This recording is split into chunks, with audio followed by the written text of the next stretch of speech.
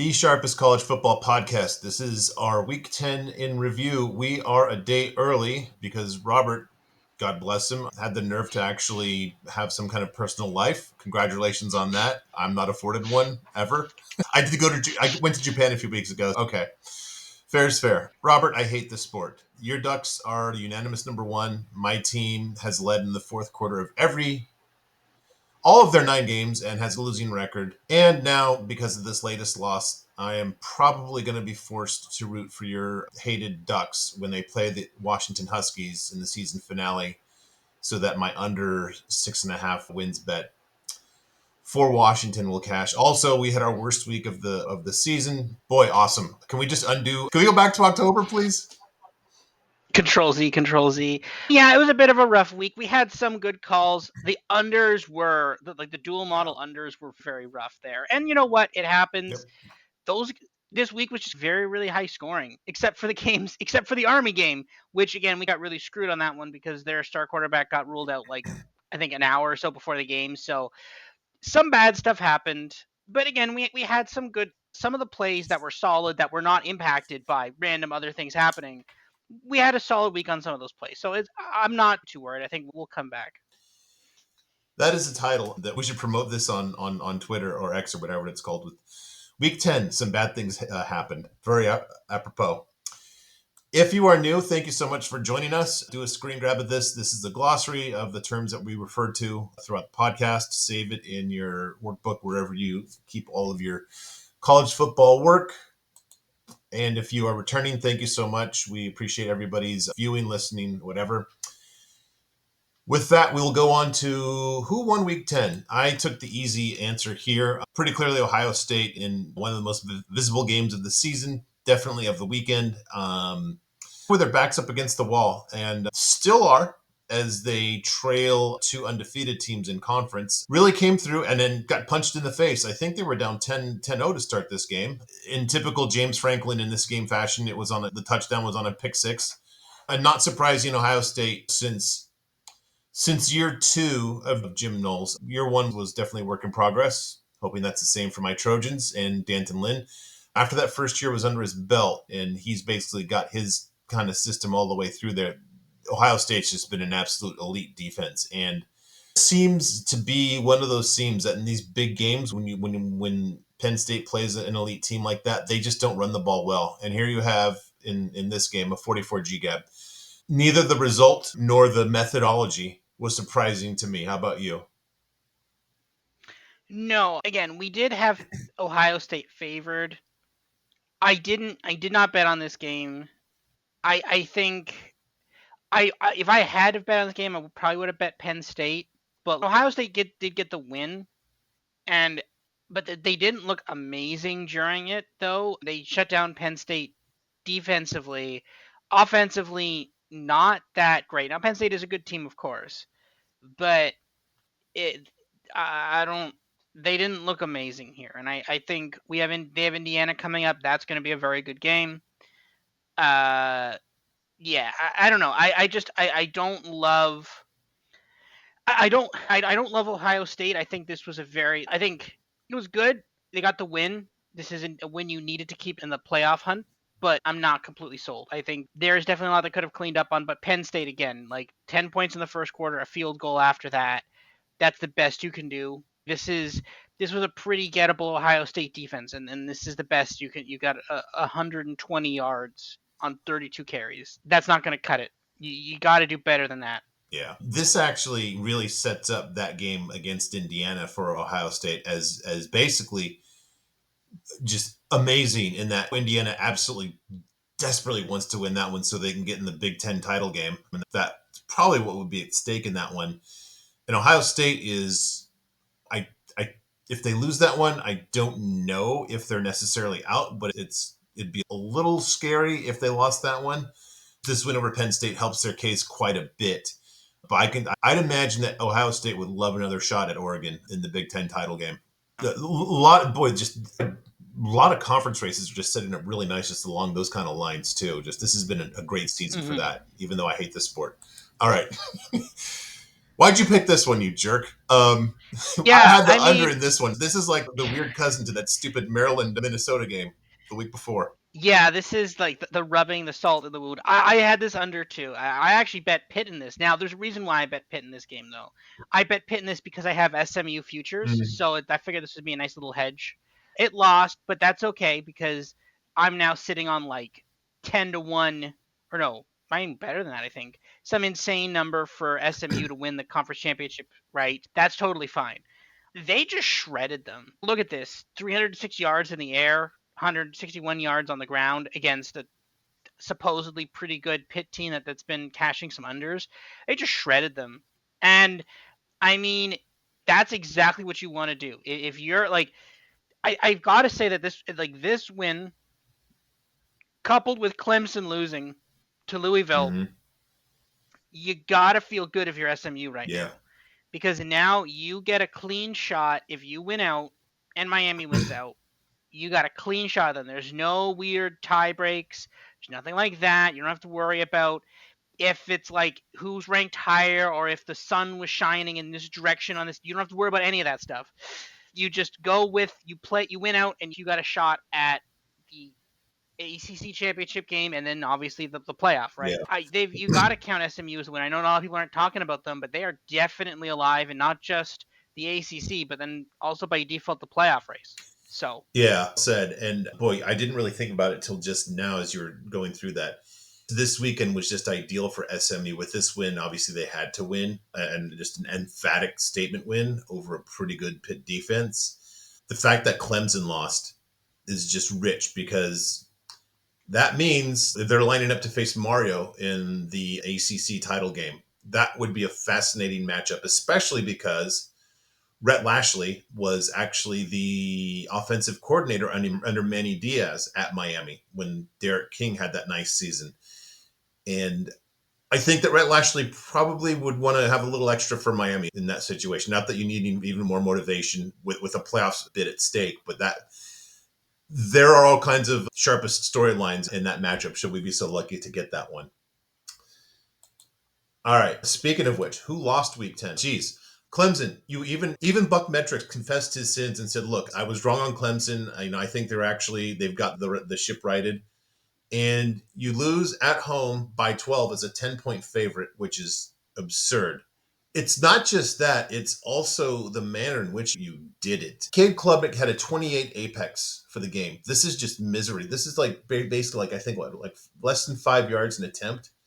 And this is not a good Louisville pass defense. They actually had a 136 defensive apex going into the game and one touchdown in 3 quarters. This just, thank you for making look stupid, Clemson. But now I have to undo my undo and say, yeah, Clemson hasn't figured it out. Louisville has a good offense. But when in Island time last week, the question was, is Louisville's offense good enough to trade punches with Clemson's? And on the road, it was Clemson in Clemson's own house, the alleged Death Valley. They only managed 21. This is just, I think that this has got to knock them out of the playoff race now. Louisville's a good team. I think you and I have them rated higher than probably the committee will. I don't know. Who knows what? Maybe we should just check with the Sugar Bowl president. But if this puts them kind of behind in the line in a conference that's not going to have a lot of bids. I'll put it that way. yeah, no, and that's the point there, right? I think with this should eliminate them because at this point now, if assuming they get into assuming SMU and Miami go undefeated, if you were looking for a second ACC Yeah. bid, which I don't think you are going to be, but if you Yeah. were, I think you default to the loser of that game rather than Clemson at this point, right? Yeah. So that's my take on it. And again, this is another one where it's, man, if there was a 3 versus 4 playoff game, that'd be cool here, right? But there isn't one, right? So no, this one is annoying because I expected this game to be higher scoring. This was an over we had, and it came close at the end. But if Clemson had scored more than 7 points through the first 3 quarters, we may have hit that over. They just decided not to, but no, yeah, this was not good. And again, and I said it in Island Time.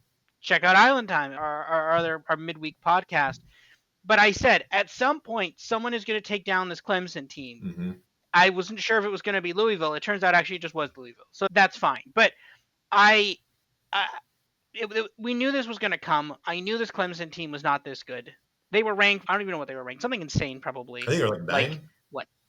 Yeah, 10th or something. Probably something insane. I don't even know. Again, I have been very busy with other things, Mm-hmm. but no, they were ranked probably insanely high for some stupid reason. So they knew, are we going to come down to earth? I just didn't know if it was going to be Louisville that was going to do it, but they were. They were the ones who did it. So shout out to Louisville and getting this win. I don't know what it means for Louisville specifically. We need that ESPN graphic of what Louisville gets if they win. Maybe they also, I'm assuming they also get some hope and respect. But I don't know what they get, what else they get. But yeah, good win for them, and this probably eliminates Clemson from the playoff.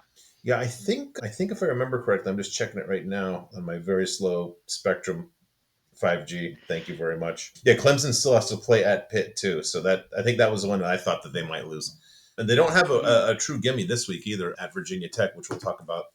I don't know. We won't actually. I don't think that's a play for us. I think that. Yep. No, it's not. All right. I think you just repurposed my slide from last week here, right? On the winner. Yeah. What a turnaround in a week, right? This was a Texas A&M team that in trouble was in trouble mid-game against LSU, came back, dominated LSU, functionally eliminating them from the playoff, and then to turn around and just get absolutely destroyed by South Carolina after taking a big lead in this game. They were up considerably. It was tied at halftime. I think they had a lead at a couple points in this game, but man, like 0 points in the second half. And look at the thing is the quarterback line there isn't bad. It's not great. 2 touchdowns, 244 yards. That's okay. 286 yards on the ground. Yeah. 6.7 yards per carry. This is an SEC defense. What are you doing here? This have you if again, and then we always talk about this, right? Every year there's always a couple teams where it's like, oh, if they had just won out, but there's so many of them this year. That's hey, if this team had just won out, they would have like this could you could have been deciding. You could have basically had they won out and had Texas won out. The winner of that Yeah. game would be if they had both won out. That game wouldn't have actually mattered because they would have played again in the SEC championship the next week to determine a first round bye. This is insane. But again, there was a very clear path for them and they blew it, and that's probably because of the 286 yards on the ground. Yeah, I think that probably did them in. I think they still have a clear path though, because if they beat Texas in the season finale and they don't lose another one on the way, that's a playoff team. I think if you just have two losses, That's probably, but you need some chaos to happen though. no, come on. If your two losses are to Notre Dame, and this is the margin here is not awesome, but all right, you lost a road conference game and you beat Texas. Come on, that's totally forgivable. I think they Fair. would be in the conference title game if they beat Texas because they would knock Texas out. I think I feel though you're gonna need an Alabama loss somewhere. Yeah, there's still. I don't know. We'll have a clearer picture on this in a couple weeks. I will point out too when I Yeah. made Texas A&M last my winner of the week last week, I did say let's just see. I'm interested with a skeptical eye about this game. We will talk more about this game in the preview of week 11 when we do our sharpest look back segment. All right, I've got multiple victory laps here. First one, Houston with a big win over Kansas State, and a couple of victory laps here. First of all, I had mentioned right before I had my first metrics for the season. Just I remember just when I'm just panning for gold and looking for information. Just I said, look, Houston's got a legitimate defense here, and this was pretty early in the season. They were making themselves known, and then when they started Zion Chris, I think that's helped them quite a bit. I actually noted that in the Big 12 preview. I said I like this move, Zion Chris moving going to Houston for Willie Fritz. I said I don't see it being any kind of a factor this year, but the guy was awesome. Because I'm tired and busy getting this together today, I forgot to post his apex, but I think his apex was like 130. And Kansas State this was a low scoring game. This is a really good Houston defense. You might recall that Kansas State had been an overplay for a few weeks now. They had jumped into my top 20 in offensive rating too. So really good, just good progress in year one that I did not foresee. Houston was a mess by the time that they had gotten rid of Holgerson. Yeah, this is now 2 big wins in 2 weeks, taking down Utah or the shell of Yeah, the Utah, remnant. and now the remnants of Utah, and then now Kansas State. Kansas State actually a good team. So yeah, shout out to them. This was 2 big wins in 2 weeks for them.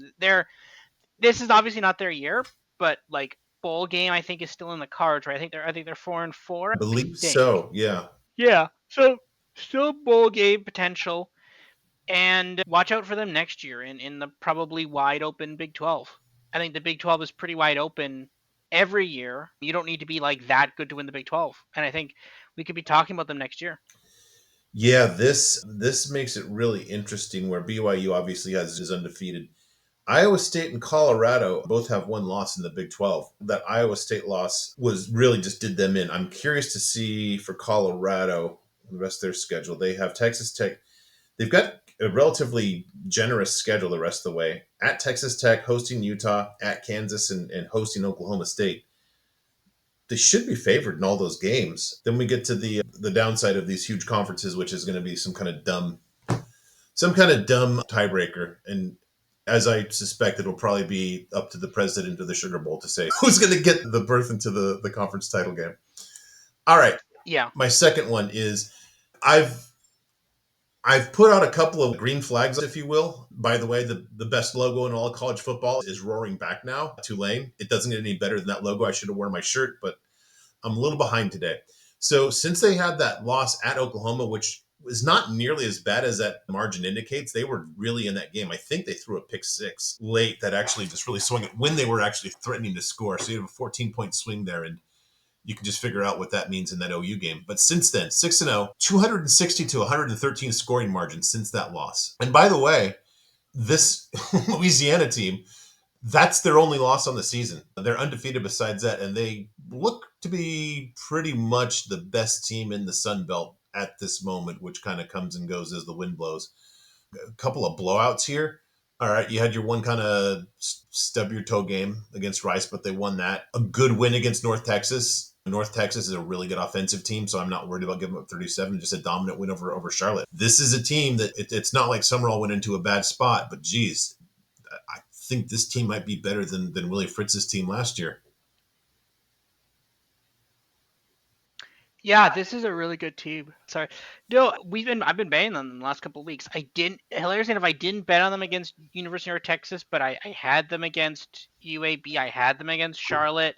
They dominated that game against Charlotte there on what was it? I think it was Tuesday night, I think, or Tuesday or Wednesday night. One of those nights. I It can't was remember which one Wednesday, it yeah. was. Yes, that's right. It was Wednesday. Yes. No, I really like this team. I think this team is really good, and I think right now I love betting on them and I love watching them. They're just a fun team to watch and a fun team to bet on. So yeah, shout out. Like we've been on this team a lot, and it's been paying really great dividends. So yeah. Yep. All right, and this is almost becoming like a weekly update. And it's not even that Oklahoma State just lost again. But Jesus, they're winless in the conference, still 0-6, and a 21-point loss at home. These numbers are just brutal. They got almost doubled up in yardage here. Just horrible passing efficiency. They're not able to run the ball for anything. Does anybody remember Oliver Gordon in his 200-yard games last year? This is Yeah. just bad all around. I mean, in my victory lap, I said coming into the season, they weren't as good as everybody thought. They completely lucked into the conference title game last year, and I had them in the bottom half of the conference coming into the year, and that might have been too generous, to be honest with you. No, this is the thing, right? I remember there was couple weeks ago, when I was like, Oklahoma State, they're the 12th ranked team for literally no reason. And sure enough, they like immediately started. I know they may not have won a game after that game actually with a 3-6 record. We're now at a point where a bowl game is in jeopardy.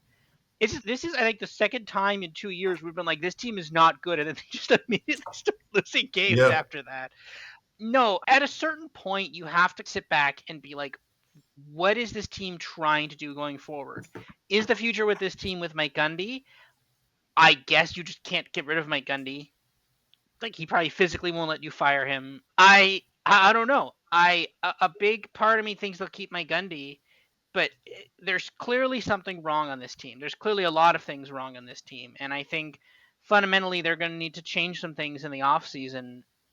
But again, they'll probably still be ranked like 15th preseason. So the AP thinks they're doing a great job. So Yeah. No, they are. They're awesome. All right, your victory lap here. yeah, so I'm gonna take this one as a co-victory lap here, because we've been on Stanford a couple weeks now. And we both sat here. I can't remember what the model said for this game, but I remember we were like, "There's no way this game is even remotely close." We both loved our models both loved NC State in this game, and we dominated. We dominated as an extension of NC State dominating this game, like 59 to 20, 31-point win. Never the cover was never really in question in the till past the second quarter, which to be fair was a 9.5-point spread. So it takes some amount of time to cover a 9.5-point spread. But no, again, we called our shot here. We said Stanford is not nearly as good as people think. We are like NC State is actually not half bad. They're not good, but they're not half bad. And yeah, the Stanford team has a lot of problems.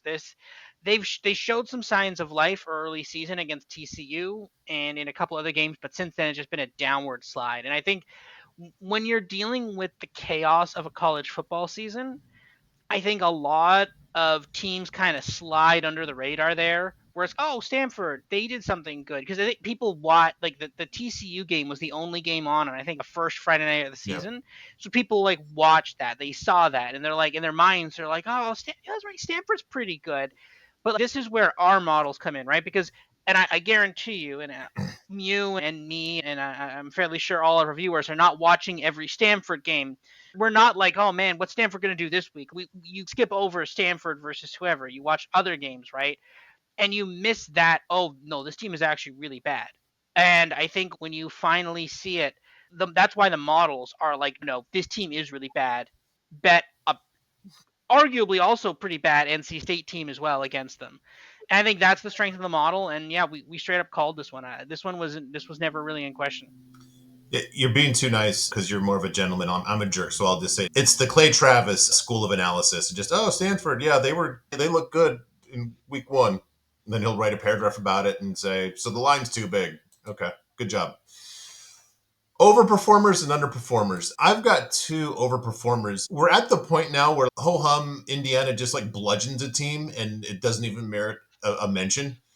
Um, they made, as my old boss, God bless you, Jeff, I miss you, buddy, as he used to say so eloquently, they make light bend with some of these numbers here. And I've never, I know it happens, but I've never captured that lightning in a bottle. And this is the first time, first time I'm using this concept.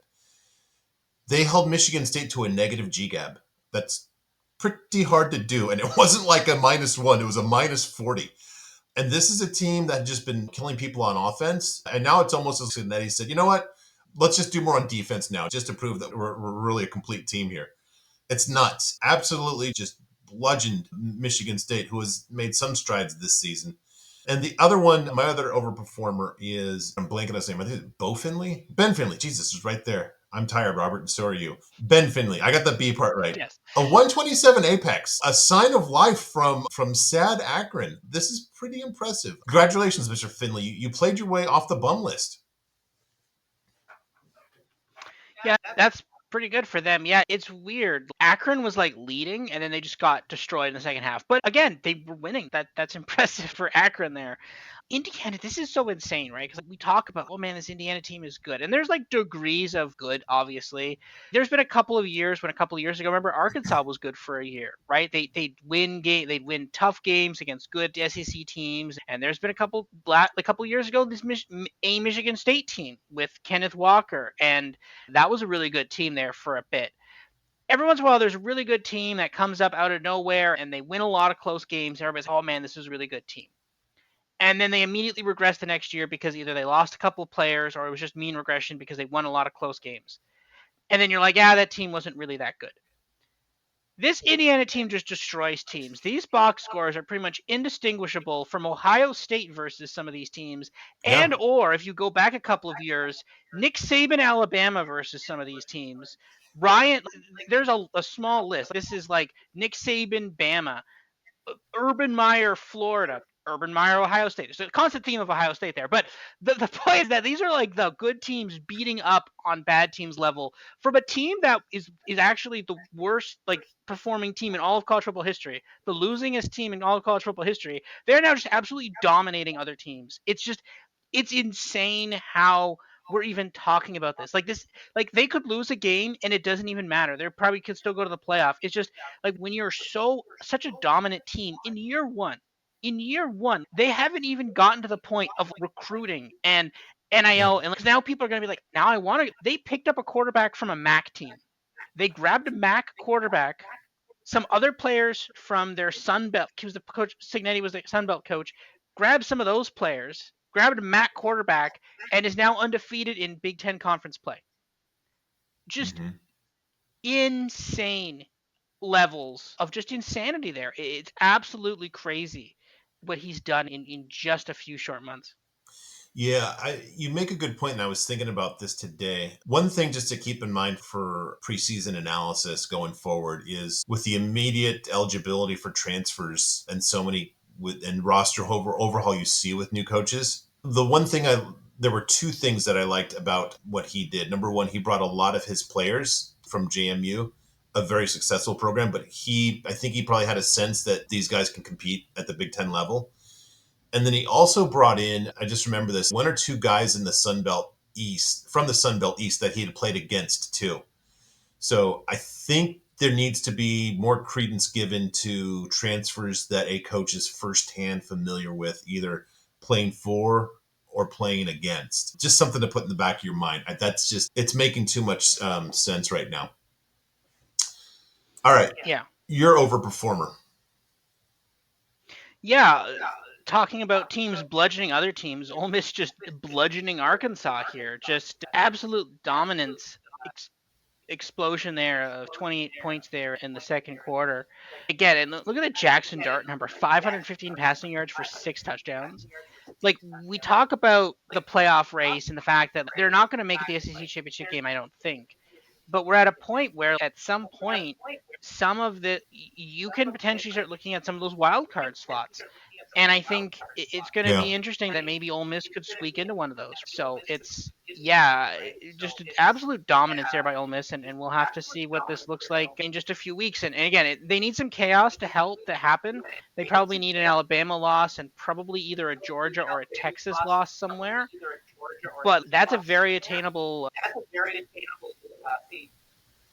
Yeah, no, they play Georgia this week, so I think that's my underperformer. Nice win, UCLA on the road in Nebraska. UCLA has a decent defense, but not this good. Nebraska, you got to do better than this. I know that Raiola's going through a little freshman slump here, and then he got hurt, and then the world famous Henrik Harburg made a return, less than victorious. Hard to watch there, but this is just this. You got to do better than 322 total yards at home and just 113 rushing, especially when your freshman quarterback's just having a freshman time here. This is rough, man. You got to be better than this. UCLA, I know I got one or two kind of fortunate scores, but you got to do better than 20 points, no matter how bad you are when you're at home against a team from Los Angeles, for God's sake. Yeah, they're coming cross country. This should not be a particularly comforting place for UCLA to play. We've seen UCLA is 3-5. I would have been 2-5. They were a 2-5 team, and you let them come in and you let them push you around at home. That's rough. That's really rough. Yep. I've got another one too. This is New Mexico State is overlooked in just how just incompetent they are, like every part of the game. You might recall just a few weeks ago we were having just a bunch of laughs about FIU having three quarterbacks, each throw an interception in one game. And now, again, because I'm busy and tired and stupid, Keon Jenkins just absolutely lit him up. I didn't document the apex. I think it was about I think it was 256, if I remember correctly, in this game. Quite a turnaround. Good for Mr. Jenkins. Happy for you. Proud of you. New Mexico State. Get used to it. Congratulations on your new coach, Tony Sanchez. This is what Tony Sanchez ball looks like. Yeah, this is pretty rough. They were somewhat competitive in this game for the first quarter. There's no points scored, obviously, but then it just kept getting worse and worse. And again, yeah, I watched a lot of this game. It was pretty rough. So yeah, you can't give up 4 passing touchdowns to probably one of the worst passing teams in the league. Keon Jenkins, very hot and let's say, very cold and just with the rare occasion, very hot. That's the Jenkins thing. I guess to his credit, he can light up the really bad defenses, which we can't say about everybody. All right. My last underperformer here, Liberty, they had by far the best roster coming into the season. They have 2 losses. They've lost to Jacksonville State, so they're not going to win any kind of tiebreaker there. They do end the season with 2 teams ahead of them, but you're going to need some. I guess if they beat Sam Houston, then that will get them in if they don't screw up along the way. Going to need Western Kentucky to do something stupid. Liberty is unforgivably so on life support in our beloved CUSA. Yeah, this is insane, right? Going into this season, we all thought, oh, okay, Liberty going to win the conference championship game, potentially be undefeated, at minimum 11-win season. Maybe they get a loss somewhere randomly. Jamie Chadwell, next head coach of Florida. What has happened? Right? This is just an absolute epic collapse here on the Liberty side. And it started early, right? There was there was a ton of warning signs. One, the fact that they almost lost to New Mexico State. That was giant. Team is not good sign. And it's just gotten worse and worse. Like they lost to Jacksonville State the week before. That was Kennesaw State's first win, period, as an FBS team. Yep. That is not a good sign. If you're giving a team its first FBS win and you're supposed to be the favorite to be undefeated in the conference, that's not good. So, no, yeah, just an insane underperformance here by Liberty. Yeah. Speaking of underperformance, my God, come on, this is Yeah, absurd. this game should not have been anywhere near this close. No. Like you win now. To be fair, so a couple things on this. So one, Toledo was getting dominated most of this game against a team that just got destroyed by Akron. That's not the greatest sign initially. But then, okay, Toledo turns around in the fourth. They score a bunch. But what this scoreline doesn't say is the fact that Eastern Michigan, they had the opportunity to win this game. They failed a 2-point conversion. They could have won this game had that 2-point conversion worked. That's how close they got to losing to a horrible Eastern Michigan team. Yeah, not the greatest sign if you're Toledo. No, this is just their state of play this year. This is their level. It's shocking. This is when I finally threw in the towel of trying to fade Jason Candle, and just I got the Clemson treatment. They belied my faith in them. All right, yeah, that was interestingly, just to frame it a little more specifically too. That Eastern Michigan failed 2-point conversion was with zero time on the clock, literally the last play of the game, meaning that the Toledo defense gave up, the potentially game-winning score literally on the last play of regulation. It just they used to be a good defensive team, but clearly no more. All right, things that annoyed Robert. I love this. Go ahead and tell us about this. Yeah, so this is last week's ESPN's college football playoff thing. So this isn't this week's. This is more a generalized rant. They've done ESPN and other websites, they all put up this bracket. And there is nothing specifically wrong with it. They're basing it off the AP poll, which is totally fine. Which one there is a problem with that because the AP doesn't decide this. The playoff committee does, and they have not met yet. So you technically can't do this. But whatever. If you want to base it off the AP poll, okay, that's fine. The problem I have with this and any of the brackets from any person is the fact that you have the top 4 teams ranked. You have the quote unquote conference leader, which means you're basically penciling in who you think is going to win the conference. And then you're basing that off of the AP poll. And you're like, Oregon is ranked higher than Ohio State. Therefore, they're gonna be the number 1 seed and Ohio State's gonna be the 6th seed. And if you want to say, hey, if the playoffs started today, these are the 12 teams that will be in the playoff, that's totally fine. I'm completely okay with that. But if you're now trying to pencil in who's going to win certain championship games, and trying to project that forward, and that's how you determine your top 4 and who has a bye and who doesn't, that's where I get a bit of a problem. Okay, I'm an Oregon fan, obviously. I like Oregon. Oregon is in here the number 1 seed, and Ohio State is the number 6 seed because you're basically penciling in Oregon beating Ohio State in the conference championship game. Ohio State traveled to Oregon and lost by a point. If you translate that to neutral field in Indianapolis, Ohio State would be the favorite by Vegas Mm-hmm. bookmarks. By the Vegas books, they'd be the favorite. So you're now basically saying that I don't think that Vegas spread is correct. I'm just assuming that AP voters are correct for some reason. There's also a lot of other issues here too. For example, you're penciling in Boise State there as a 12 team, even though they're the 15th team. Now, spoiler alert, obviously we're recording this on Sunday night. the college football rankings have not been released yet. I am like 1,000% sure Boise State is going to be 12th. There is no way that they're like, I don't think people quite realize that the committee is going to start raising up these non-power 4 teams. There's no way they're going to have the 20th ranked team sneak into the college football playoff. They're going to make sure they're very close to 12 so that they Yeah, can good say, point. "Oh, they won their conference, we're going to slide them in at 12." So, the fact that the AP has them Yeah. at 15, it doesn't matter. That's a point right there. That's an important point right there. As well, so you have Miami there as the third ranked team, and then you have Clemson slash Iowa State. I'm not sure why you think that specifically, but the reason is because it's very ambiguous as to who would actually be the first team in or out in that scenario.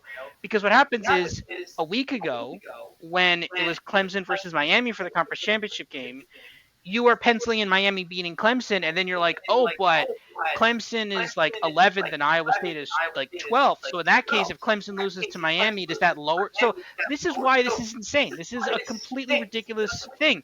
People, they throw up this bracket and they're like, there you go. This is what happens today. But you should just put up a list of 12 teams that would make the playoff. Do they think Americans can't visualize what a playoff is unless you put a bracket? You just can't look at a list of 12 teams and be like, oh, my team's there or my team's not there. Do Americans have to visualize things in brackets? Well, I think that they basically need to justify the salary of a bunch of overpaid people in the graphics department. Um, Two things. One, a little bit of pushback. Gee, Robert, I don't know what your problem is because who would know better about how to rank these teams than people that write about them, he said sarcastically. The other thing is there is no way, I don't care how stupid or corrupt or inept or whatever kind of pejorative you want to use, there is no way Indiana would be out, even coming into this week. There's no way. There is no way. Absolutely impossible. It just shows to your point just how stupid, what folly this is, just using the AP. Also on this topic related, what is ESPN's really bad metrics? Is it FPI? Is that what it's called, or FEI? Yes. FPI? Football Power Index. Okay. I got to say that's bad. That's really bad. What is exponentially worse is their playoff predictor. That thing is beyond useless. It's counterproductive at best, and that's a kind characterization. It is so bad. It is so bad. I get mad because it's offensively bad and offensively stupid. As somebody who I spent all of Sunday running numbers and crunching and doing data, massaging and crunching, and then I don't know what they do if they just it I don't know if like just a chimpanzee just drops punch cards into an IBM machine and just random things spit out, but it's really bad. Sorry. End of sermon. You can take the last word on this one, please. No, yeah. I think this is an exercise in futility. Obviously, they want to show this to people and advertise it and have more clicks and views and stuff, but just put a list of teams that are in the playoff if it happened today. You don't need to put a bracket. We can we people Yeah. slash Americans can think of which teams are in a playoff without seeing a bracket. Someone's testy towards Americans. I think you're getting tired of polling us and trying to infer our intentions here. Very fair. Oh. All right. It sounds like you want to give Americans an Narduzzi Award, but step in line. I'm first, and I found maybe the best picture ever. I love this. As I said, there's a trend here, Robert. There is just an absolute trend here, and just my guy did not disappoint. So I only caught probably about 15 minutes of this game, maybe even less than that, but it was right around this time. Vandy scores a touchdown to go up by 2 scores, 17-7. You're down by 2 scores with a little over 4 minutes left. Okay. You need 2 scores. It was reasonably effective. It's not like they burned a bunch of clock. They went to from the -25 to the +34. So what is that? 40 yards in 2 minutes. Fine. That's good. You've left yourself in a good position. Somehow they're at the 40. They get a first down at the Vandy 40. Then they get a 6 yard. There's a play. No, here you go. Okay, 6 yard completion on first down. Couple of incomplete passes, and this is where it just gets great. So they're looking at a 52-yard field goal attempt, and I'm just thinking, there's no way, because I've known that Auburn's had a rough kicking game this year, and the announcers are trying to be nice, and they're saying Towns Magoo, He's had some problems this year. And this is where I knew this doomed it. Because the analyst said, when we talked to Hugh Freeze yesterday, he said that they actually like him better from longest distances. And Robert, I will kindly point out to you that this man is over 5, over 40 yards, and his career long is 32. So sounds good. Let's have him just try something that's 20 yards better than he's ever made in his career, and it wasn't even close. It was barely close to close. Just this is classic Hugh Freeze. I can't say he's a bad coach because he was so successful at Mississippi and he was really good at Arkansas State. So there's a lot of brand in that name that he has to undo, but man, he's undoing it pretty freaking quickly. This is just magic here. I loved it. Yeah, a couple of things here. One, this is Vanderbilt. You're telling me you can't get 4 yards against Vanderbilt? That's your best shot is all right. Let's go 52-yard field field goal. This is weirdly like all the Madden players love this strat where it's okay. You don't try to go get a touchdown because it burns too much time off the clock. So you kick the long field goal, and that works great in Madden. And in NFL games where people routinely make 50-yard kicks. Not when you have a Yeah. guy who's 0 for 5 at over 40 yards, and when the longest is a 32-yarder and you're on the 34-yard line. There's a reason why that strat works in the NFL and not in college, and this is exactly why, because this is the level of kicker you have. It's really mystifying to me how Auburn only put up 7 points against a very permissive Vanderbilt defense. Vanderbilt has put up a lot of points against Alabama. They've done well, but their defense has definitely not stopped Alabama. Texas put up a lot of points against them as well, even though they did win that, even though they lost that game to Texas. Texas put up a lot of, I think it's like 28 points. You're telling me the best you can do in an entire game against a pretty permissive Vanderbilt defense is 7 points, and then when it comes down to it and the game is on the line, you can't you can't get 4 yards. Yeah. Two things. Sorry, I was just taking notes so I didn't forget here. Number one, the good news is at least now they have a coach that can beat Nick Saban, so we've got that to look forward to. A question for you: Do you in Madden? I don't play Madden. I know it, but I don't play it. I'm just curious. In Madden, do you ever have a kicker whose career long is 32 yards? No, they don't. They don't make it to the NFL. Okay. Yeah, I didn't think so. All right, you're Narduzzi Award. What's the problem here? I need the story here. This looks good to me. Yeah, so this was insane. This was not a dual model play. I went off book on this one. I decided to go cause my model only had Miami as like a 15-point favorite, and I'm like, that's the line was like 21. The sports books were saying they have too much Miami money, so I was like, all right, you know what? I'll take a crack on Duke, and it was going really well. I was actually very complimentary of Duke because it didn't make this graphic because a bunch of stuff happened here at the end. But a little earlier than that, Duke went for a fourth down deep in Miami territory and got a touchdown to go up 10 points over Miami. Things were going actually pretty well. And I was like, this is smart. Manny Diaz is saying, you know what? We're not going to win this game by kicking field goals. We're going to win this game by scoring touchdowns. And I'm like, yes, that's exactly what you want when you have a small amount of money on plus 850 on the money line as well as a spread bet.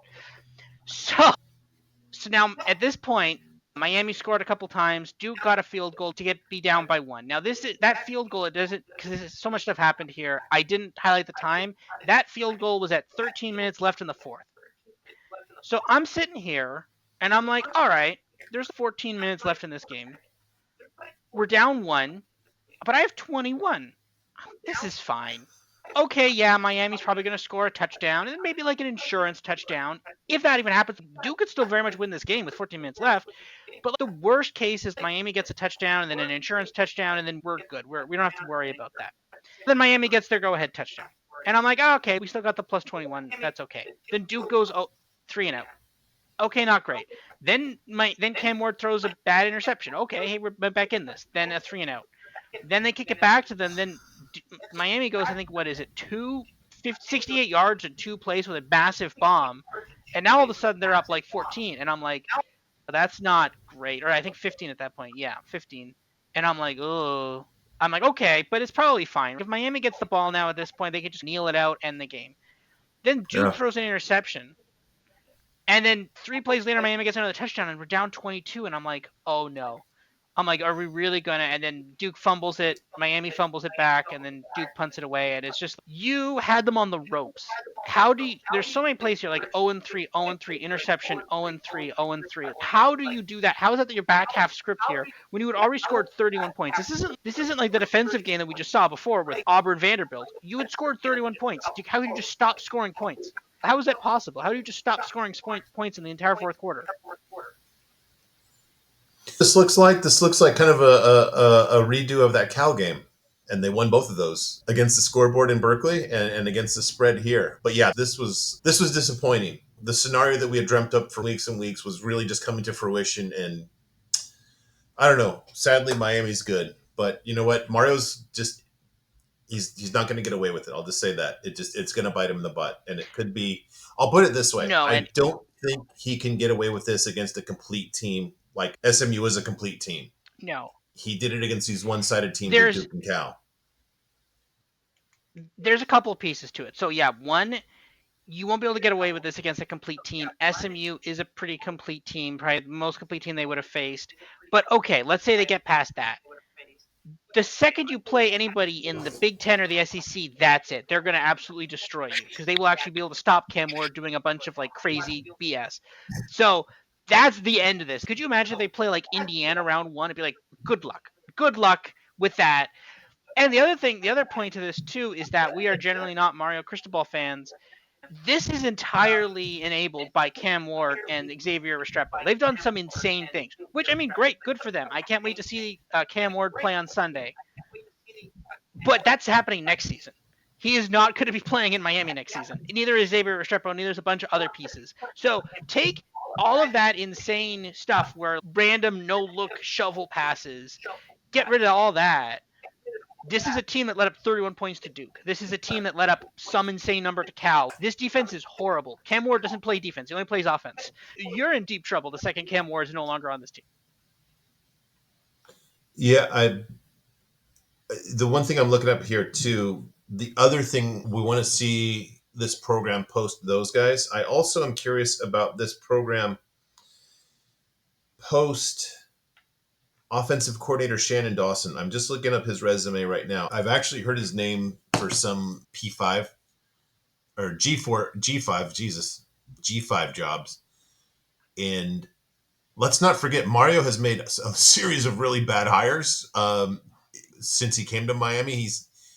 I don't want to say he's got it fixed because just it's more his nature to stumble into the right hire than actually get the right hire. So should Dawson leave and those two guys, it could be a very different story. Also, did not know until this game that the correct pronunciation of I believe they're brothers that play. One is an offensive lineman, one is a linebacker. Even though it's spelled Mauigoa, it's pronounced Maui Noah. The G is pronounced as an N. I trust Joe Tessitore on that. The man is very studied. With that, noted for future reference here, just a few little odds and ends that couldn't find home anywhere else. Carson Beck, 64 Apex versus Florida. This is a Florida defense that's not really been all that awesome this year. And now he's at a 99 Apex for the season. 11 interceptions. Um, Guess who that sounds like? Davis Warren, who I didn't watch this game. I was watching other games and just I knew this was we talked about it in Island Time. Didn't expect this one to be competitive, and it wasn't. I was just wondering how Michigan even scored, and I I don't know. He had a 125 apex, and he has a 32 apex coming into the game. I don't know if this is all garbage time stuff or what. Michigan is so unorthodox that they're not good. They're just extremely unorthodox, and maybe they're just like that left-handed boxer that people don't know how to box. I'm sure you watched this game. Was this just like kind of mercy apex, or what happened here? They scored. I don't think it really mattered, right? They're just like, okay, they maybe did some stuff, but I don't think Oregon was really like, we have to shut them out. I think Oregon's just, yeah, okay, whatever, right? Because they've got more important games coming up. So I don't think they were really going. And remember, this is Oregon coming west to east, right? I think Oregon was just, yeah, whatever. You want to score a couple points, okay. I don't. This is like what we're 3 down, or actually technically I guess 2 down the depth chart because the third down the depth chart retired. I don't know what this Michigan offense is. I mean, they scored some against a probably travel weary Oregon team, so I don't know. It's just crazy to me that we're like that. I thought it was crazy that they scored points, but again, Oregon just.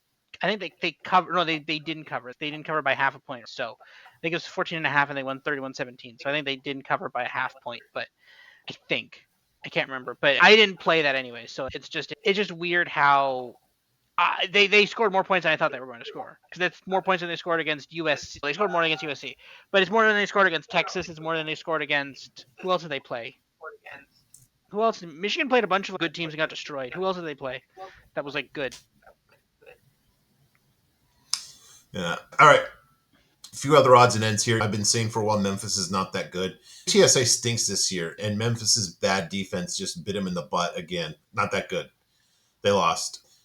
I've given up. I had what I call the conversation piece size bet on Hawaii over 5.5 wins this season. They've got a rough one loss, and I was just looking over their schedule. The 5 teams that have beaten them are actually 20-3 versus G5 teams. So might have to give them a little bit of a break here. They've had a sneaky tough schedule, I guess I'd say, in terms of the teams that have beaten them. And I think that really manifested with their win over Fresno State, which is completely unexpected, and on the road, which is pretty rare for Hawaii. Still a chance for that over 5.5 wins. Troy's only wins this season. Florida A&M and now Coastal Carolina. Hey, guess who's just fullback? Guess who's back in full Tim Beck mode? It's Tim Beck. That opener against Jacksonville State is such a distant memory now. Talk about just a severe reversion to form there. And finally, guess who's bowl eligible before my USC Trojans? Connecticut, the Huskies. Congratulations to Connecticut. Hopefully my Trojans can join you in bowl eligibility before the season ends. Robert, anything else from you? No, I think that's it for me. The Hawaii one is frustrating. I think they can still get bowl eligible and get that over win total, but it's frustrating because their losses are like good teams, so it's very frustrating. Yeah. Yeah. All right. So with that, thank you very much, college football. I'm back in love with you. You are the best sport in the world, even though you treat me unkindly from time to time. Robert, I will see you in the week 11 preview. Until then, thank you all for watching, listening. We appreciate your ears and eyes. Good luck, and we will see you in the next episode. See everybody.